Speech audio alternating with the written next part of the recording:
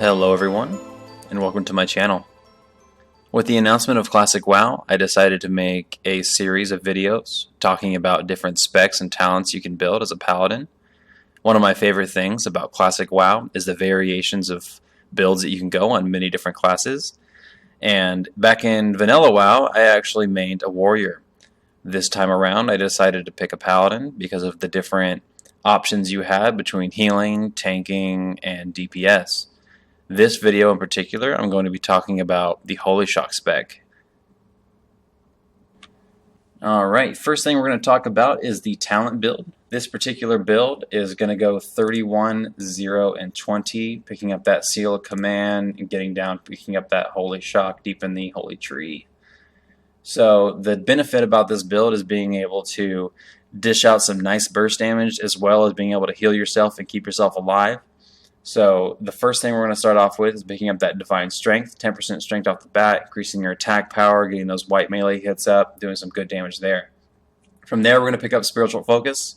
Gives your Flash of Light, Holy Light spells a 70% chance not to lose cast time when you take damage. You stack this up with Concentration Aura, gives you another 35% chance of ignoring spell interruptions. So you're able to pull off these quick Flash of Lights, get these big Holy Lights off in the middle of a fight, and you'll still be able to keep yourself alive. From there, you can, if you decide not to go for that Spiritual Focus, you can pick up Improved Seal of Righteousness. This comes in handy if you do have a quicker two-hander, and or you want to do a one-handed spec for this build. Totally viable as well. But I personally like to do Spiritual Focus once again for those warriors and rogues on you. After that, you want to pick up Consecration. This is a very strong ability for Paladins. You pull rogues out of stealth, you do some good AoE damage overall. After that, we're going to do Healing Light. Increases the amount healed by your Holy Light and Flash of Light spells by 12%. After that, I like to pick up Unyielding Faith. I've been testing this out a little bit. It kind of comes in handy when you're fighting warriors, when you're fighting warlocks and rogues. Having a 10% chance to resist those effects is actually pretty handy, because a long fear, a big old blind, if you're able to pull a resist off, that can totally change the fight. If you don't want to pick up Unyielding Faith, you can totally pick up Improved Lay on Hands. It's going to bring your Lay on Hands down to a 40-minute cooldown. It's pretty handy as well. After that, you're going to pick up Illumination. So after you get a crit on your Holy Light or your Flash of Light, or you're using your Holy Shock as a heal, it's going to refund all that mana back to you. Mana is a huge thing in Vanilla WoW. You don't want to go Once you're you're not going to be able to deal any damage. You're not going to be able to heal yourself up. So having Illumination is key here. From there, you want to pick up, I go Improve Blessing of Wisdom. You can pick up some of these later talent, you can go Divine Intellect if you want. Pick up a little bit more mana pool. It's decent, it's okay. But I prefer the Blessing of Wisdom for the 20% increased mana regen from your Blessing of Wisdom. It goes from 30 mana per 5 up to 36. Pretty good overall. From there, you want to get that Divine Favor. Your next Flash of Light, Holy Shock, or Holy Light is going to be a 100% chance to crit. The great thing about this ability is it can be used defensively as well as offensively. So a big part of your burst is popping that Divine Favor, popping a nice trinket like the Zandalari trinket, or if you don't have a Zandalari trinket, maybe a 6 demon bag or anything like that, getting a nice big burst off with your Holy Shock and your Seal of Command Judgment. From there, if you want to use it defensively, it's great too, because you pop that Divine Favor, get a nice big Holy Light heal off. That's going to bring you up to full health, and it's going to refund all that mana back to you. After that, I like to pick up Holy Power, 5% chance to crit on your holy spells by 5%. That comes in handy, once again, going back to Illumination, going with your heals, as well as your Holy Shock and Judgments. Those are also holy damage. If you have the Judgment set, the 8 set, it also, your Judgments will deal 60 to 66 additional holy damage to the target, and that can crit as well. Everything adds up back in Vanilla WoW. From there, obviously you're going to pick up that Holy Shock, very strong ability. It is a little high mana cost, so you do have to be wary of that. I particularly like to save it for when I'm trying to finish someone off, pick up a nice killing blow, something like that. After that, I skipped the prot tree. It definitely is viable as well. I like to use this for maybe a one-handed spec. But from there, I'm going to go into Retribution tree. I like to pick up Benediction, reduce the mana cost of your Judgment and Seals by 15%, keeping your mana up. You're going to be casting Seals constantly. With this spec, I like to be throwing up Seals and judging as much as I can, just doing some good damage. Back to the Judgments, improved Judgment. Reduce the cooldown of your Judgment by 2 seconds, bringing it down to an 8-second cooldown. Very, very handy when you're getting kited out by mages or warlocks or hunters. You can keep some Judgment, keep them in combat, you know. And on, I'm not sure if this is this will be in Classic WoW or not, but on Retro WoW here, weapons like this, the Neraztech, the Blood Drinker, the chance on hit to steal life, can actually proc on your Judgments. I'm not sure if that's going to be a thing in Classic WoW, but we'll see. From there, we go into Improved Seal of Crusader. This comes in really handy when you're fighting a tanky person. If you know a fight's going to last a little bit longer, or if you can manage to get a Judgment of the Crusader on the target before you go for your burst, it comes quite in handy. The Seal of Crusader Judgment will increase the holy damage taken up to 161. So you get one of those down on them, and then you're able to pull off a Hammer of Justice with a Seal of Command Judgment, Holy Shock, and all that. It adds up. It's quite a bit of damage. From there, you want to get Conviction, 5% melee crit. Once again, this spec kind of plays into the procs, to the crits, all that sort of burst damage.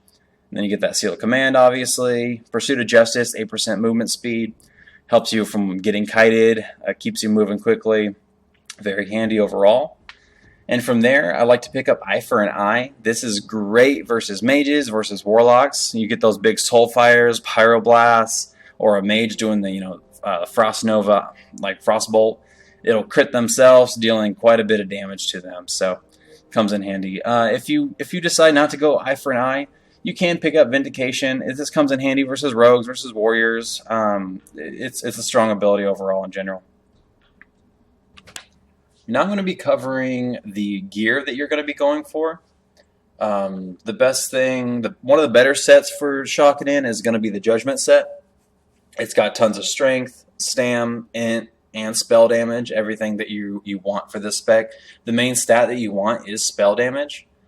It's going to be increasing your Holy Shock, your Judgments, your Consecration. Overall, very, very strong. The next set after that would be the AQ40 set, tier 2.5, another very strong set for this spec. Something before that, there are blues, there are some dungeon items that you can get, that you can put together that will be a decent set for this build.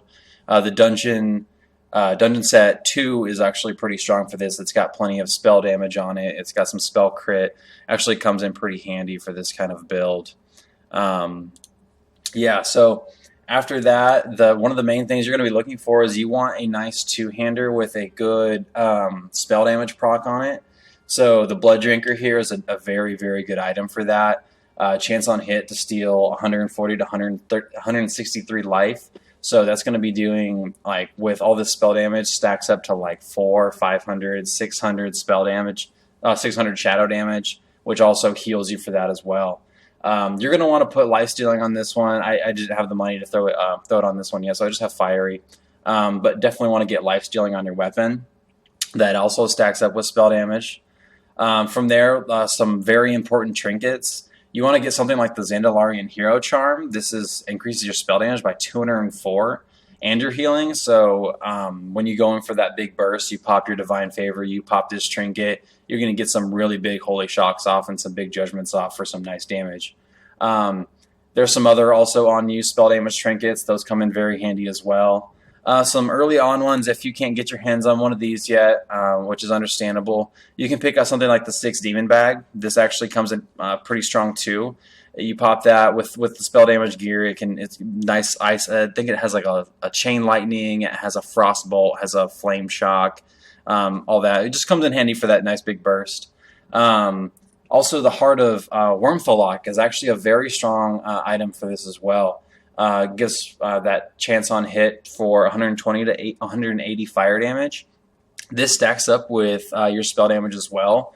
Gives some nice proc damage. So when my trinket, the Zandalian Hero Charm's on cooldown, I like to switch that out for a Hand of Justice, you know, just some extra chance on hits to get those procs off.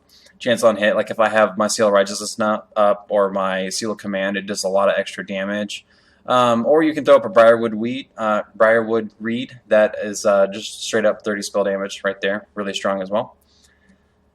And then from there, yeah, you want to enchant your gear with just as much, you know, stamina, tanky stats as you can. Once again, this has high burst, but it is also about being able to survive for a long time as well. So if you're going to go for like a one-hander build, this Ancient Hikari Manslayer comes in very handy as well. Once again, that shadow damage proc's very strong, very good ability right there.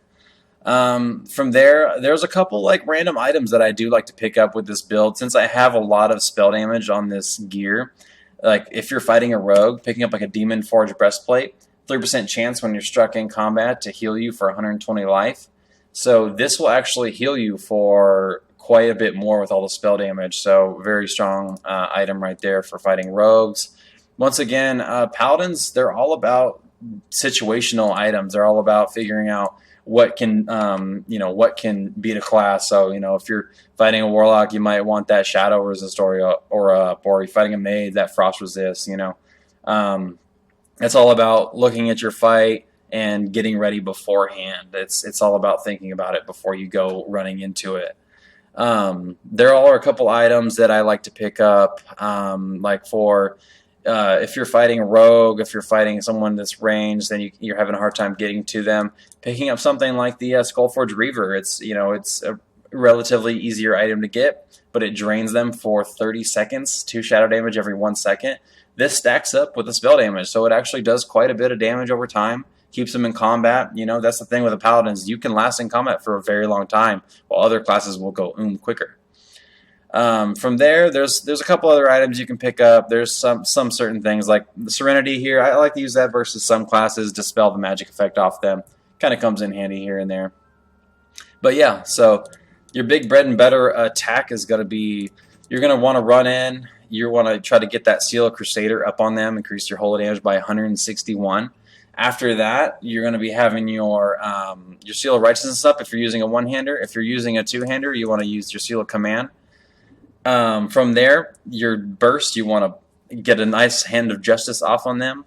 You want to pop your Trinket, pop your Divine Favor, get your Judgment off, get your Holy Shock off, throw a Consecration off on them. I personally use low-rank Consecration, but if you're going for a nice big burst, you want to use your max rank. I use a rank 2 just because I like to keep my mana up just in case I don't kill them. I don't want to be right afterwards.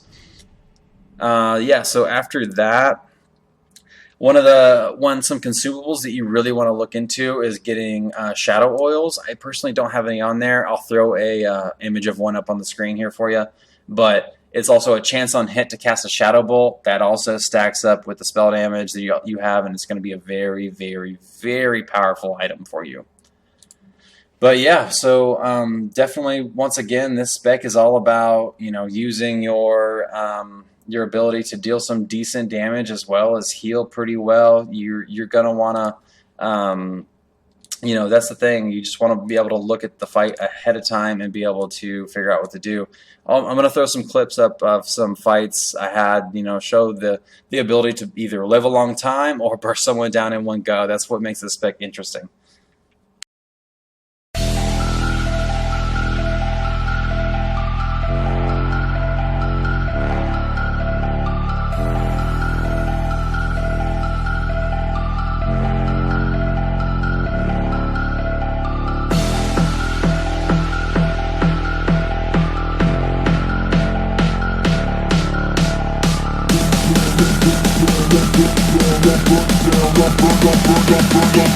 Hold it up, we gon' burn it down.